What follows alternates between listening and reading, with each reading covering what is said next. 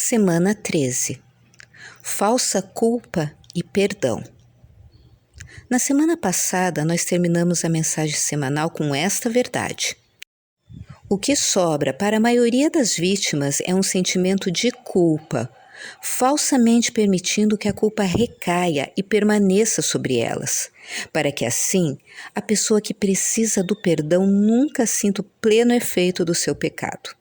Então, mais uma vez, se você aceitou uma culpa que não é sua, não importa o tamanho dela, e você não conseguiu se livrar dela, se libertar, essa semana eu estou animada para compartilhar ainda mais sobre a verdade maravilhosa e profunda e sobre o motivo pelo qual o inimigo é capaz de continuar a atormentar a vítima para que a pessoa que pecou continue não sendo afetada.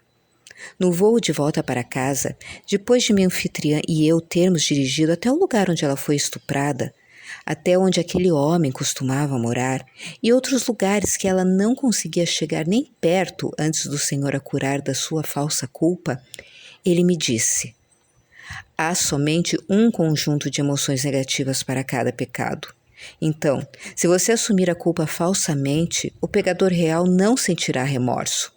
E sem remorso, não há necessidade dele se arrepender.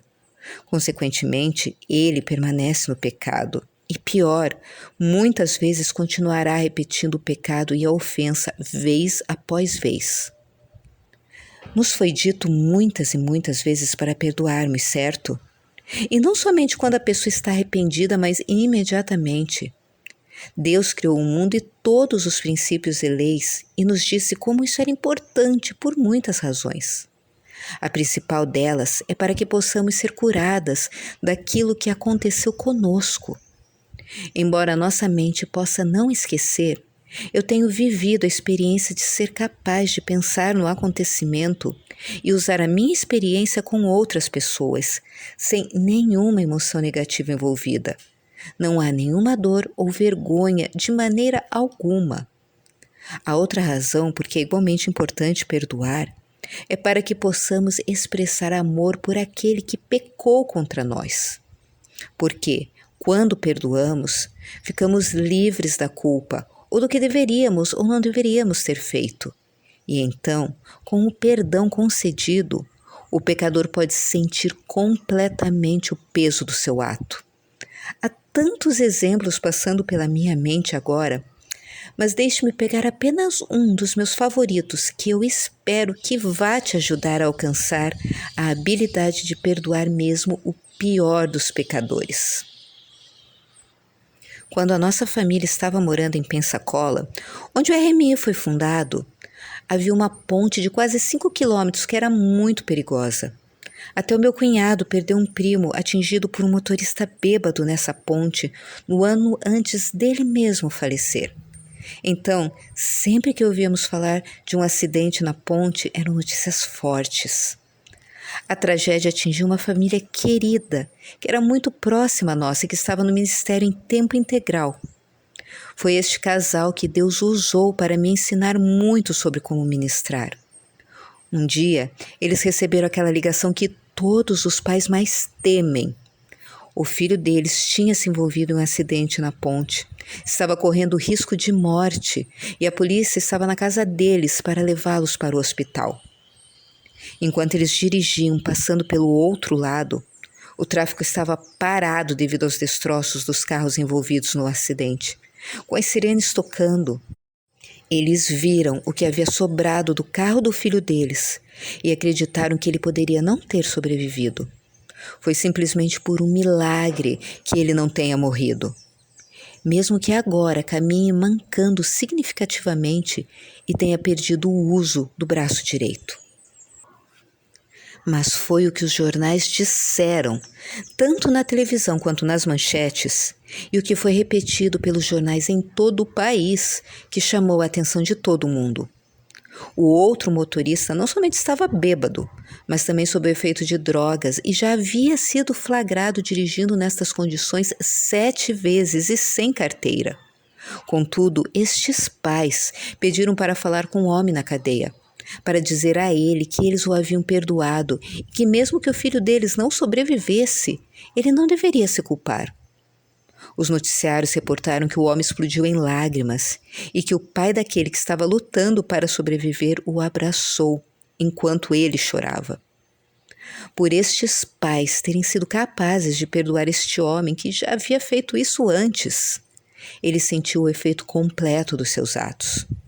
E durante o julgamento, estes pais deram depoimento e pediram à corte que tivesse misericórdia. Esse extraordinário ato de perdão permitiu que a imprensa também ouvisse sobre a maneira como se é salvo, o que aconteceu em uma das vezes em que mais tarde visitaram a cadeia. Todos os dias, depois de visitarem o filho como um casal, eles visitavam aquele homem na cadeia para assegurar a ele que o filho deles havia saído do coma, que já estava falando e que estava começando a mover os membros novamente. E devido ao exemplo deles de compaixão, quando saiu do hospital, mesmo sem poder andar, a primeira parada que o filho deles fez foi ir até a prisão para perdoar este homem pessoalmente. E isso também foi noticiado. A maioria de nós nunca será chamada para fazer algo assim tão maravilhoso e tão público. Mas a cada dia, nós podemos viver da maneira que Ele diz que devemos e mudar a vida das pessoas ao nosso redor que estejam lendo a epístola das nossas próprias vidas. Nota: esse casal tem um casamento restaurado. Quando eu conheci a minha amiga, o marido dela estava servindo no ministério em tempo integral, dirigindo a distribuição local de sopa, que também incluía um abrigo e um programa para mulheres que haviam perdido os filhos por intervenção do tribunal, onde eu fui voluntária e ensinei classes. Minha amiga compartilhou comigo que ela foi salva de uma vida desregrada enquanto casada. E mais tarde orou para que o seu marido tivesse uma experiência de Damasco. E ele teve. Quando Deus o tocou, ele imediatamente começou a carregar a enorme Bíblia de família que eles tinham para qualquer lugar que ele fosse. E a coisa mais incrível aconteceu. Deus deu a ele o dom de reter palavra por palavra do que ele lia. Naquela época, ele possuía um pequeno restaurante e começou a distribuir comida para os sem-teto quando fechava o seu estabelecimento todas as noites. Isso levou a abrir a cozinha para a distribuição de sopa, e mais tarde a prefeitura deu a eles o terreno abaixo da rodovia para que pudessem expandir. Contudo, como eles me disseram, Erin, você não imagina as bênçãos e como a sua vida mudará quando você começar a ministrar em tempo integral. Mas lembre-se apenas de que aí é que as suas provas irão começar e não terminar.